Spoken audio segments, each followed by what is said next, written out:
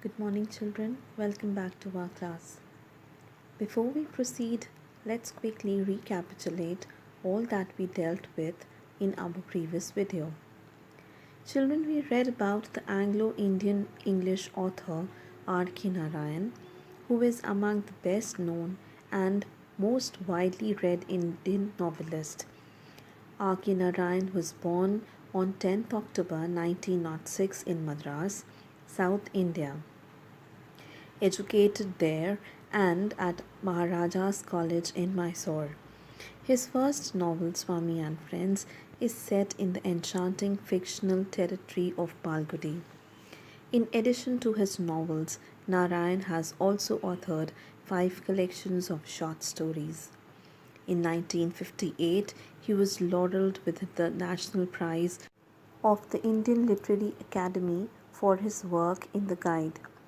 In 1980, he was awarded the A.C. Benson Medal by the Royal Society of Literature, and in 1982, he was made an honorary member of the American Academy and Institute of Arts and Letters.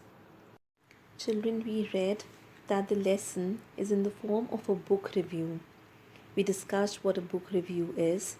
It is a kind of a short essay expressing the writer's opinion or his feedback about a book that he or she has read. It is a brief synopsis, and the purpose of writing a book review is to analyze, evaluate, and express one's opinion on the quality of the book for the purpose of guiding others who may be interested in the book and not sure whether to read it or not. So it's a kind of a synopsis or an overall review. This lesson reading Swami and Friends deals with R.K. Narayan's book Swami and Friends, published in the year 1935. It has fictitious settings and characters, even the name of the place is fictitious. The main character, Swaminathan, who grows up in fictional town called Malgudi. The story dates back to 1930s, but the experiences are not different from the ones of the present days. Children can relate themselves with Swami and his friends in matters of their adventures and activities. Children, we read about the author's description of Monday mornings and how the main character, Swaminathan, hates going to school on Mondays.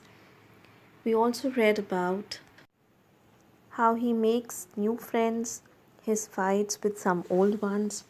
He made many mistakes. Swami runs away from 2 schools, and even he ran away from his home. He breaks his friend's heart and eventually comes to terms with the different situations in his life. Children, now come to page number 132 of your textbook. The life of a middle school kid, no matter where the child is from, comes with its unique set of problems. R.K. Narayan highlights several of these problems with a pinch of humor. Swami is distraught when his friends mock him but is consoled by a toy engine. He is embarrassed to introduce his old and ignorant grandmother to Rajam but finds out that the two get along just fine. He is cheated out of his money by the coachman, and when he goes to claim it back, ends up being chased away by a mob. And he gets into a lot of trouble by playing hooky from classes. These are experiences every child is familiar with. Children, the author R.K. Narayan, through this paragraph, highlights the life and problems of a middle school goer. He says it doesn't matter from which family background a child comes from.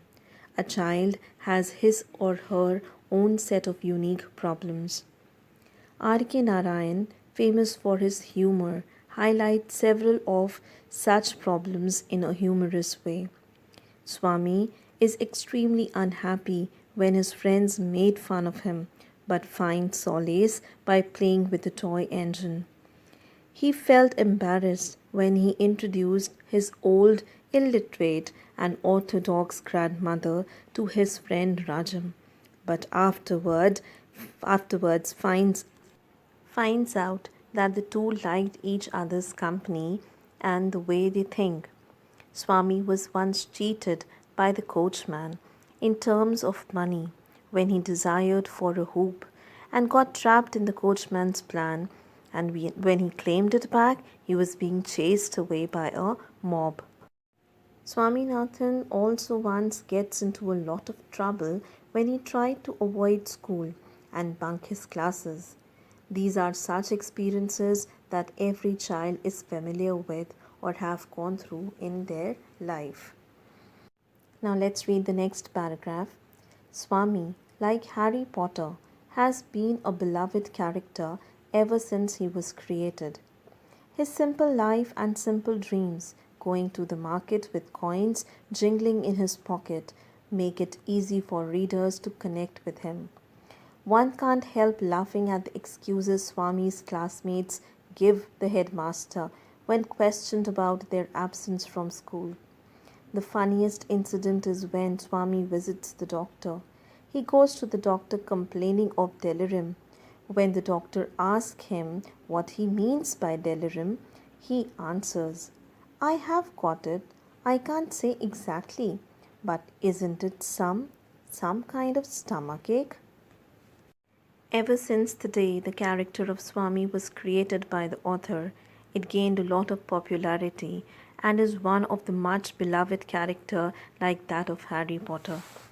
The simple life and simple and ordinary dreams of the character help the readers relate or connect themselves with him in a much better way. When once Swami and his friends were questioned by the headmaster of the school about their absence from school, the silly and ridiculous excuses given by his classmates made the readers laugh their head off. The funniest incident took place when Swaminathan went to the doctor Kesavan, a physician, complaining of delirium, a problem when one is in an excited state of not being able to think or speak clearly, or a state that results in confused thinking and reduced awareness of surroundings, in order to get a medical certificate saying he can miss school drill practice in order to go to play cricket. But when Dr. Kesavan enquired Swami what according to him delirium must be, he said innocently, a kind of a stomach ache. Here he gets caught by the doctor for his lie. Through such scenes, Swami's innocence and simplicity are beautifully portrayed by the author R.K. Narayan. Okay, children, now the next one. It is through such scenes that Swami's innocence and simplicity are highlighted. Long before Diary of a Wimpy Kid burst into the literary scene, Swami's antics in middle school made children and adults roll with laughter. However, Swami is more than a simple child. He is at the age where he is not a child anymore and is not yet an adult. He is growing up. On the surface, he is a regular bloke everyone has met in real life. He dislikes Mondays and schoolwork and loves spending time with his friends. He is a carefree soul who regrets not fetching a lemon his grandmother asked him to do. He makes paper boats and floats them down a stream and is sad when the ant in the boat drowns. But as we go deeper, W.S. Swaminathan becomes a more complex soul. He is easily influenced by his peers in good ways and bad. He bullies an innocent car driver and plans to kidnap the coachman's son. He is not just a simple boy next door. He is also the boy who, as a part of a mob, breaks window panes and terrorizes elementary school students. He even beats up an elementary school student and leaves him to his fate. Long before, like the Diary of a Wimpy Kid gained recognition, similarly Swami's antics in middle school made children and adults roll with laughter. However, Swami is more than any ordinary child. He is at the age where he is neither a child nor an adult, whereas he is in the process of growing up. A kind of a person who is connected by mostly everyone in their life. A person who hates Monday morning schoolwork but loves to be in the company of his friends. Swami is a carefree, ignorant soul. He was not able to maintain a balance between his work and leisure. One day, when his granny gave him money to get a lemon for her without a delay, but he forgets and come to playground. Now after a while he imagined his grandmother withering with pain. His boyish imagination, which exaggerated the whole affair, and it was in acute agony that he reached home. But when he reaches home, he was shocked of her ignorance. Swami builds a paper boat and places an ant inside it, then launches the boat into the water. Swami watches in excitement as the boat progresses, recovering from several dangerous turns. Finally, however, a leaf falls onto the boat and overturns it, and Swami is now unable to find the boat or the ant. So he pinches some dirt in the gutter and says a prayer for the soul of the poor ant. But as we move ahead in the story, the character of Swaminathan became more complex. He gets easily carried away by the good as well as the bad deeds or the behavior of his. He once even bullies and threatens an innocent car driver and even made a plan to kidnap the coachman's son. Swaminathan is generally a good natured boy who gets along well with his peers and family, although he can be arrogant or deceitful at times and is easily swept up in the plans and enthusiasm of others. Swami has not lived a life of a simple boy. He too have tasted all the joys of life. He was once a part of a mob, broke window panes, and even created fear in elementary school students. He had even once beaten up an elementary school student very badly. Though through the novel, R.K. Narayan, the author, portrays the character and his different behavioral patterns at different stages of his life. The layers to Swami's character are peeled off one at a time, and at the center is a boy who is just trying to find his place in the world. Through the book, we see Swami growing into a more mature person. He regrets having left Albert Mission School. He also regrets leaving home, being away from Malgudi.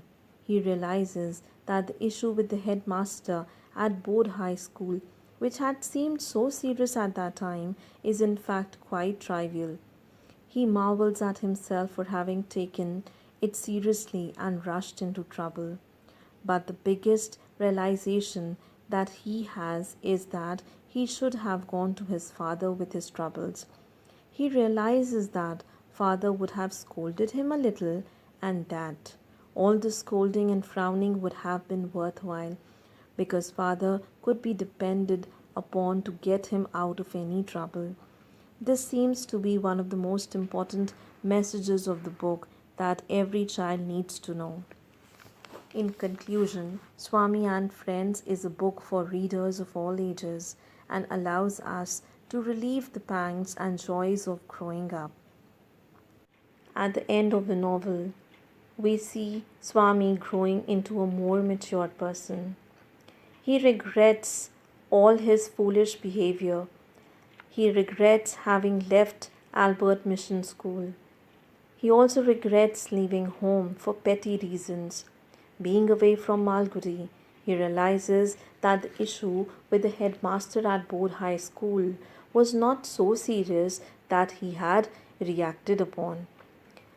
He marvels at himself for having taken it seriously and rushed into trouble. Unnecessarily, he had called trouble for himself. But the biggest realization he has is that the best person to reach was his father. He realizes that father would have scolded him a little and that all the scolding and frowning would have been worthwhile because father could be depended upon to get him out of any trouble. He realizes at the end that his father would have been the best source, would have been the best person to whom he would have depended upon. This seems to be one of the most important messages of the book that every child needs to know. So, Children, Swami and Friends is a book for the readers of all ages, all age group people, be it young, be it adults, be it old, as it allows them to relieve the pains and joys of growing up. They could easily relate themselves with the character of Swami at different stages of their life. That's all for the day, children. We have completed our section 1, Reading Swami and Friends. I would be sharing the notes in your class groups. So till then, children, take care of yourself. Have a good day. Thanks for watching.